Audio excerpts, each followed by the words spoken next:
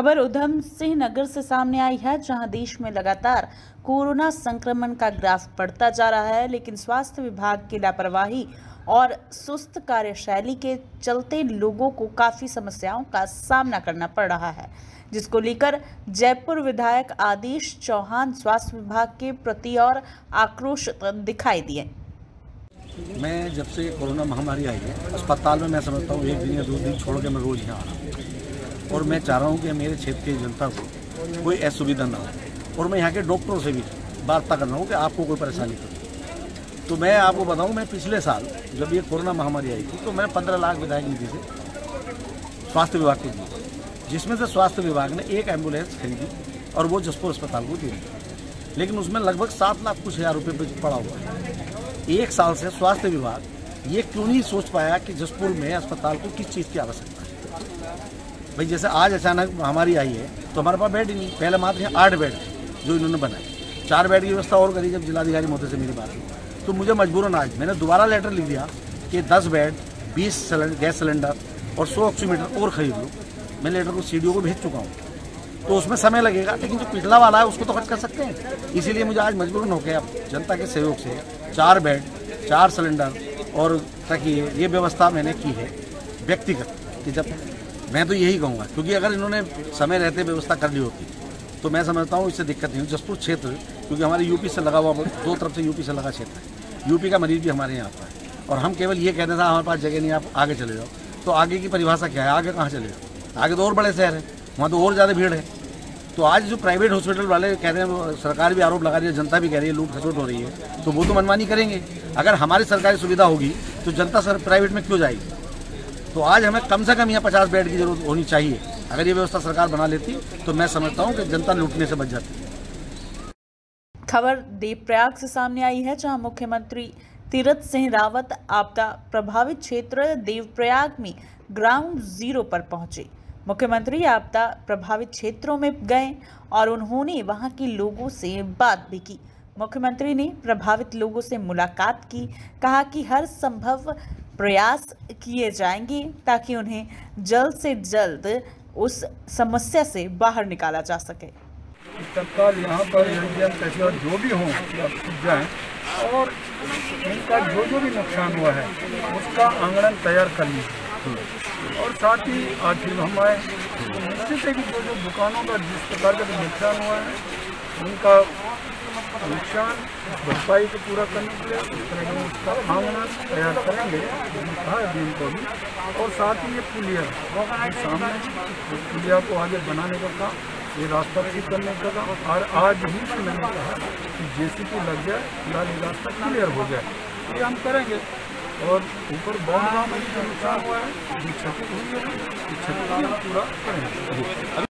खबर धारचूला से सामने आई है, जहां धारचूला में लगातार बढ़ रहे संक्रमण की चपेट में आए धारचूला पुलिस क्षेत्राधिकारी और उनका परिवार भी आ गया है। जी हां, आपको बता दें, लगातार टेस्टिंग होने से धारचूला में पॉजिटिव केस निकलते नजर आए हैं। सीमांत के क्षेत्र को सुरक्षित करने हेतु उप जिलाधिकारी धारचूला ने हिमालयी क्षेत्रों में जाने वाले सभी व्यक्तियों की RT-PCR टेस्ट अनिवार्य कर दी है। हाँ, उच्च हिमालयी क्षेत्र के जितने गांव हैं उन सारे गांवों को सेफ करना है। हमारी और हमारे जो MOIC डॉक्टर साहब हैं उनसे चर्चा हुई, उनके द्वारा ये बताया गया कि ऊपर के जितने गांव हैं उन सब में जो है दवाएं पहुंचाना, स्वास्थ्य की सुविधाएं इतनी स्ट्रांग नहीं है, इसलिए हम लोग यहीं से जो है सिलेक्ट करके लोगों को ऊपर भेजते हैं। जो निगेटिव हैं, जो पॉजिटिव हैं, उनको हम लोग जो है यहीं पर रख करके उनको आइसोलेट करेंगे और उनका उपचार करेंगे। तो इसलिए जो है 2 बात में एक जो है चेकिंग पॉइंट बनाया गया है और सैंपलिंग पॉइंट बनाया गया है और वहाँ से ऊपर जाने वाले सभी लोगों का जो है वो चेकिंग किया जा रहा है और जो निगेटिव हैं केवल उन्हें ही ऊपर जाने दिया जा रहा है, बाकी लोगों को हम रोक ले रहे हैं, जिससे जो है ये कोविड का स्प्रिड जो है गांव में ना हो। और 2 बात के ऊपर जितने गांव हैं सभी गांव के लिए व्यवस्था है, कोई भी हो किसी भी गांव में जा रहा हो बिना निगेटिव रिपोर्ट के नहीं जाएगा। और चाहे वो माइग्रेशन का गांव हो, चाहे वो उच्च हिमालय क्षेत्र के किसी अन्य गांव का हो, सभी गांव में हम जो है चेकिंग कर रहे हैं। और चूँकि कुटी गांव जो है माइग्रेशन में है, दूर है और उनको जो है वहाँ पूजा पाठ करनी है, उन सबको एक ही दिन जाना है, इसलिए प्राथमिकता के आधार पर इनका जो है एक ही साथ जो है आज जो है संकलित। खबर रुड़की से है, जहां रुड़की के कलियर थाना क्षेत्र के धनौरी में पिछले 2 महीने से दहशत का माहौल पैदा करने वाले गुलदार वन विभाग के पिंजरे में कैद हो गया है, जिसके बाद क्षेत्र के ग्रामीणों ने राहत की सांस ली है। आपको बता दें कि घनौरी क्षेत्र में पिछले 2 महीने से एक गुलदार ने दहशत का माहौल बना रखा था, जिसकी गिरफ्तारी के बाद अब ग्रामीण चैन की सांस ले रहे हैं। देखिए, लगभग 1 महीने से क्षेत्र में गुलदार की आवाजाही हमें पता चल रही थी। ग्रामीणों द्वारा भी हमें लगातार बताया जा रहा था कि यहाँ खेतों में या आसपास के जो गांव के क्षेत्र हैं उसके आसपास आबादी क्षेत्र में भी गुलदार देखा जा रहा है। तो हमने एक जो प्रोसीजर हमारा होता है उसके तहत यहाँ पर एक पिंजरा लगाया था और कुछ दिन पहले उस पिंजरे में ये गुलदार फंस भी गया था, लेकिन किसी कारणवश वो उसमें से निकल के भाग गया था। आज फिर दोबारा वही गुलदार पिंजरे में फंस गया है और इसे हमने जो इसे सुरक्षित आज इसे रेस्क्यू करते हुए हमारा एक रेस्क्यू सेंटर है चिड़ियापुर में, उसे वहाँ पर भेज दिया है। तो जल्दी उस पर जो भी विशेषज्ञ की टीम है उसमें जो भी आवश्यक कार्यवाही होती है वो पूरी करते हुए उसे जंगल में छोड़ दिया जाएगा। तो कोई और जानकारी तो नहीं मिल रही, कोई और गुलदार भी हो सकते हैं यहाँ? देखिए, अभी तक एक ही गुलदार की जानकारी थी और अगर इन फ्यूचर अगर हमें और भी गुलदार की जानकारी मिलती है तो निश्चित ही जैसे आज इसका रेस्क्यू किया गया है और भी आगे गुलदार का हम रेस्क्यू करने का प्रयास करेंगे। धन्यवाद। खबर सुपौल से है, जहां जाप्त सुप्रीमो राजेश रंजन उर्फ पप्पू यादव की गिरफ्तारी पर कांग्रेस अल्पसंख्यक बिहार प्रदेश अध्यक्ष मिन्नत रहमानी ने सरकार पर जमकर बरसे हैं। कांग्रेस अल्पसंख्यक प्रदेश अध्यक्ष सह पूर्व सुपौल विधानसभा के महागठबंधन उम्मीदवार मिन्नत रहमानी ने पूर्व सांसद पप्पू यादव की गिरफ्तारी पर प्रेस को अपनी प्रतिक्रिया दी और सरकार पर जमकर निशाना साधा। पिछले साल भी जब हम कोविड के हालात को जो पहला फेज था उस दौरान स्थिति विकराल जरूर हुई थी, लेकिन जो सेकेंड फेज में कोविड है इसमें जो भयावह दृश्य सामने आया है वो कहीं ना कहीं हमें झकझोर दिया है। मुझे लगता है कि शायद समाज के अंदर में बहुत कम ऐसे लोग बचे हुए हैं जिनके कोई न कोई परिचित हो, चाहे परिजन हो, चाहे जानने वाले हो, जो अपने आप को खो दिया है। इसी कड़ी में हम लोग लगातार हमारी कोशिश है कि हम सुपौल के अंदर हैं, अभी जगह जगह जहां भी जिनका भी कोई फ़ोन के माध्यम से संपर्क करके अगर कोई ज़रूरतमंद है तो हमारी कोशिश है कि हम उन तक पहुँचने और उन तक मदद कैसे पहुँचाई जाए। सरकार की जो व्यवस्थाएँ हैं वो जैसी होनी चाहिए थी तैयारी कोविड को लेकर के, वो राष्ट्रीय स्तर पर पूरी तरीके से फ्लॉप हो गया।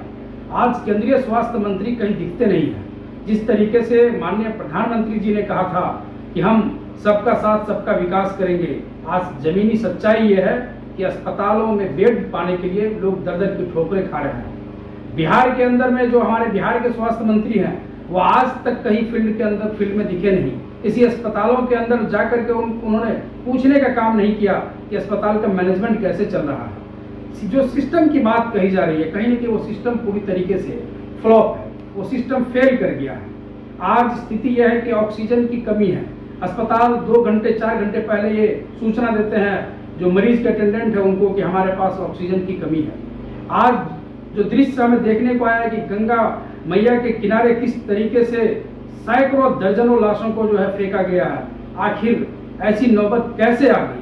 क्या हमारे पास इस तरह की तैयारी क्यों नहीं थी? सरकार ने तैयारी क्यों नहीं किया? नहीं, देखिए, जिस तरीके से सरकार के तमाम मंत्री पूरी तरीके से घरों के अंदर बैठे हुए हैं, आपदा का समय है और आपदा मंत्री बिहार में किधर है वो किन्हीं को पता नहीं है।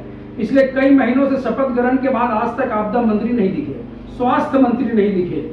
जो प्रतिनिधि हैं, जो जनप्रतिनिधि जिनको जनता ने चुन करके सदन में भेजने का काम किया, वो जब सड़कों पे कहीं नजर नहीं आ रहे थे, जो जब लोगों की हॉस्पिटल में जरूरत थी, उनको जरूरत है, वो जब नजर नहीं आ रहे थे, तो एकमात्र व्यक्ति पप्पू यादव जी जो पूर्व सांसद हैं, जब वो लोगों के लिए आवाज उठा रहे थे, लोगों के बीच में जा रहे थे, शमशान घाट पे जा रहे थे, कब्रिस्तान जा रहे थे, अस्पताल जा रहे थे, लोगों के दुख दर्द को बांटने की कोशिश कर रहे थे, वैसे परिस्थिति में अगर उन्होंने एक एम्बुलेंस के मामले को उजागर किया जो सत्ताधारी सांसद के घर से, तो मुझे लगता है कि इस पर इतनी बड़ी जो प्रतिशोध की घटना घटी है, ये काफी जो है ये लोकतंत्र पे खतरा है।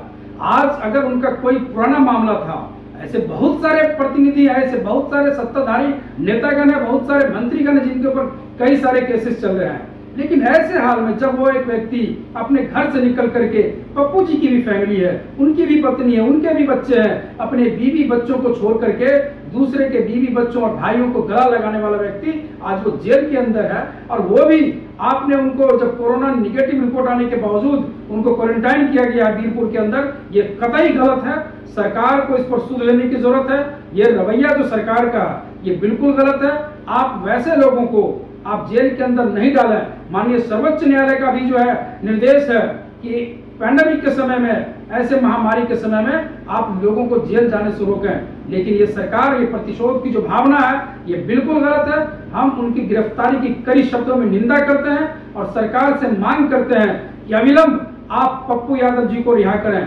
पप्पू यादव जी को रिहा करने का मतलब सिर्फ पप्पू यादव जी बाहर नहीं होंगे, बल्कि जो सड़कों पे तड़प रहे हैं, जिनको जो रेमडेसिविर इंजेक्शन है, जिनको दवाइयां हैं, जिनको शमशान घाट में जगह नहीं मिल पा रहे हैं, उनके लिए वो व्यक्ति लड़ाई लड़ने का काम कर रहे थे। उनकी रिहाई जल्द होनी चाहिए। जैसे कि पता चला कि अभी आप यहाँ के अस्पतालों में या निजी अस्पतालों का भ्रमण कर रहे हैं, तो इस महामारी काल में आपका इस पर क्या वक्तव्य है? नहीं, देखिए, जिला प्रशासन की जो तैयारियां हैं, वो उनको जितनी संसाधन मुहैया कराई गई है सरकार के तरीके ऊपर से, वो तमाम चीज, वो मैनेजमेंट, जो जिला प्रशासन, कल हमारी मुलाकात यहाँ के एसडीएम साहब से भी हुई, अनुमंडल पदाधिकारी जी से, तो व्यवस्था वो अपनी तरफ से पूरी कोशिश में है, लेकिन जो व्यवस्था सरकार की तरफ से ऊपर से आनी है, कहीं ना कहीं उसमें देरी हो रही है। आज चाहे वो इंजेक्शन को हो, जो इंजेक्शन लोगों को जरूरत पड़ रही है ऐसे हालात में, चाहे वो उसके अलावा वेंटिलेटर की व्यवस्था हो, आज 1 महीने से सुन रहे हैं कि आज शुरू हो जाएगा, कल शुरू हो जाएगा, इनके पास डॉक्टर नहीं है जो वेंटिलेटर को चला सके प्रॉपर वे में, आईसीयू में के लिए डॉक्टर नहीं है इनके पास। तो ये व्यवस्था जो सरकार को करनी है, जो ऊपर से ये नहीं कर पा रहे हैं, तो निश्चित तौर पे जो स्थानीय प्रशासन है वो अपनी पूरी कोशिश में है, लेकिन सरकार की कमी और सरकार असंवेदनशीलता की वजह से कहीं न कहीं हम जो है वो व्यवस्था लचर होती दिख रही है। इसलिए हम सरकार से मांग करते हैं कि सुपौल के अंदर विशेषकर, चूंकि यह कोसी का इलाका है, बड़ी आबादी जो है तटबंध के अंदर है, वो गरीबी में है, वो लोग बाहर नहीं जा सकते हैं, कहीं पटना और अलग अलग जगह इलाज के पर्पज से नहीं जा सकते हैं, तो कहीं की जो हमारा स्वास्थ्य व्यवस्था है उसको चुस्त दुरुस्त करने की जरूरत है। सबसे पहले यहाँ पे एक ऑक्सीजन प्लांट लगाने की जरूरत है, जिससे कि हम दूसरे जगह के भरोसे नहीं टिके हुए रहें। अविलंब मांग करता हूँ हम अपने माननीय मंत्री महोदय जी से, मुख्यमंत्री जी से, अभी यहाँ के जो प्रभारी मंत्री बनाए गए हैं संजय झा जी से, उन तमाम लोगों से, आपदा मंत्री तो कहीं दिख ही नहीं रहा है, इन तमाम सरकार के मंत्रीगण से हम निवेदन करते हैं कि आप सुपौल के अंदर ऑक्सीजन प्लांट लगाएं, जिससे कि प्रॉपर वे में लोगों को ऑक्सीजन मिल सके और तमाम सुविधाएं मिल सके। जो अस्पताल के अंदर, जैसे मैंने कहा कि वेंटिलेटर पड़ा हुआ है, लेकिन उनके पास जो हाई फ्लो ऑक्सीजन की जरूरत पड़ेगी, वो कहाँ से ये लोग व्यवस्था करेंगे?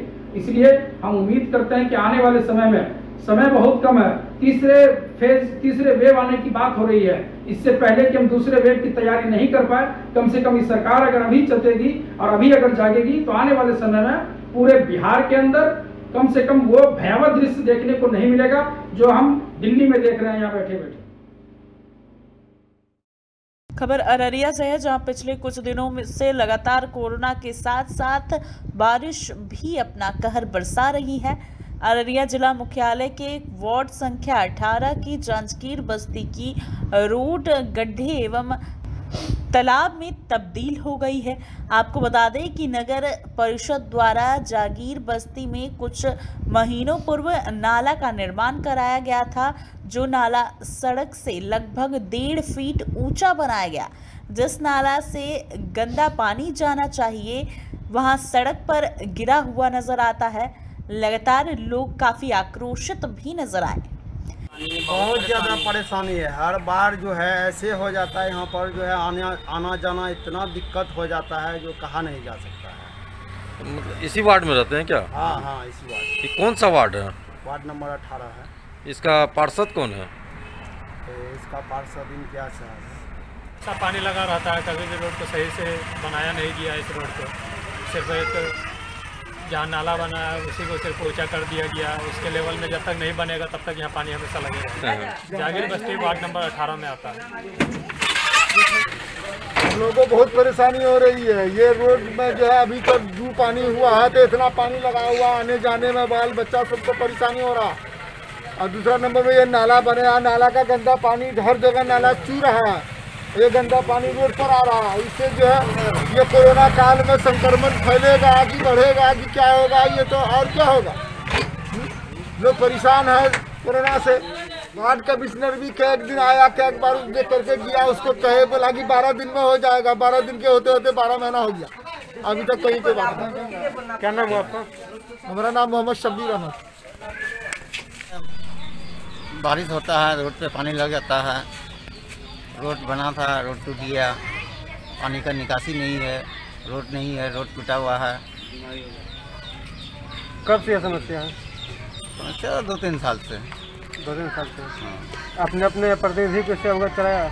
हाँ, उनको तो उनके जानकारी में दिया गया था कि नाली का निकासी, पानी का निकासी होना चाहिए, लेकिन आजकल बोल रहे हैं कि हो जाएगा। बिजली का पोल का समस्या है, हम लोग को रोड उस पार करके तार निकालना पड़ता है, जो कि बराबर ट्रक उरक चलता है तो तार टूट जाता है। महीना में 2 महीना में हमेशा तार जुड़वाना पड़ता है। इसके भी समस्या को लेकर के हम लोग रखे थे, लेकिन वो भी नहीं हो पाया अभी तक। खबर बांका से है, जहां मूसलाधार बारिश के बीच आक्रोशित बिजली की चपेट में आने से अधेड़ की मौत हो गई। घटना धनकुंड ओपी की बताई जा रही है, जहां घटना को लेकर बताया जा रहा है कि मृतक इदरीश आज अपने ससुराल से अपने घर बबूरा लौट रहे थे। इसी दौरान आंधी तूफान और बारिश की चपेट में आ गए। रास्ते में मूसलाधार बारिश हो रही थी और बिजली की चपेट में आने से इनकी मौत हो गई। खबर नालंदा से है, जहां जन अधिकारी पार्टी के राष्ट्रीय अध्यक्ष व पूर्व सांसद पप्पू यादव को देर रात सुपौल की वीरपुर जेल में शिफ्ट कर दिया गया। 32 साल पुराने एक अपहरण के मामले में पप्पू यादव की पटना में गिरफ्तारी हुई। इसके बाद उन्हें मधेपुरा लाया गया, जहां कोर्ट ने पप्पू यादव को 14 दिन की न्यायिक हिरासत में भेज दिया है। आज हम लोगों ने एनडीए सरकार, नरेंद्र मोदी जी, नीतीश कुमार, राजीव प्रताप रूढ़ी, जिनको घर से 40 एम्बुलेंस पप्पू यादव जी ने उजागर किए। लोग, बिहार की जनता कोरोना महामारी में कोई साइकिल से, रिक्शा से, ट्रैक्टर से अपने परिजन को, लहाज को धो रहे हैं, हॉस्पिटल पहुंचा रहे हैं, लेकिन राजीव प्रताप रूढ़ी अपने आवास पे 40 एम्बुलेंस संसद निधि के पैसा खर्च कर गबन करके रखे हुए छिपा कर। इन्हें जल्द से जल्द गिरफ्तार किया जाए और हमारे नेता पप्पू यादव जी को रिहा किया जाए। नहीं तो रिहा नहीं करने पर आगे भी हम लोग आंदोलन करते रहेंगे, जब तक करते रहेंगे जब तक हमारे नेताजी को, पप्पू यादव जी को रिहा नहीं करते हैं। खबर रीवा से है, जहां कवाड़ी मोहल्ले से गुलाबो 12 दिनों से लापता है, लेकिन सिविल लाइन पुलिस इनका पता नहीं लगा पाई है। आपको बता दें कि कबाड़ी मोहल्ले से विगत 1 मई को 1:30 बजे सीएनसी सिंह उर्फ गुलबो लापता हो गई थी। वहीं आसपास के लोगों ने आशंका जाहिर की थी कि पास में ही छोटी पुल नदी है, इस नदी में खेलते खेलते गुलबो चली गई हो शायद, लेकिन अभी तक उसका कुछ पता नहीं चल पाया। बताइए, आपकी बच्ची गायब हुई थी, कहाँ से? 1 तारीख से गायब हुई है सर। वो मुनि प्रसाद शुक्ला के पीछे से लकड़ी लेने गए खाना बनाने के लिए। 5 बजे आए, आधा घंटे बाद तो ढूंढने लगे, तभी बच्ची गुम गई, कहीं नहीं मिली। लोग बाग कहते थे नदी में चली गई, मगर नदी में भी नहीं मिली। तभी हम लोग आज तक 12 तारीख हो गए, नहीं पता चला। ये पोस्टर इसलिए हमने छपवाया कि कहीं भी दिखे कोई भी लिया के दे। इनाम भी हमने रखा है। श्री गुरु अंगद देव जी के प्रकाश पर्व के उपलक्ष्य में सचखंड श्री हरमंदिर साहिब में अलौकिक दीपमाला और आतिशबाजी की गई।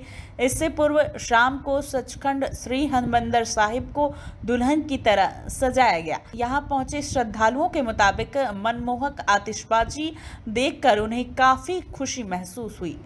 ਵਾਹਿਗੁਰੂ ਜੀ ਕਾ ਖਾਲਸਾ ਸ੍ਰੀ ਵਾਹਿਗੁਰੂ ਜੀ ਕੀ ਫਤਿਹ।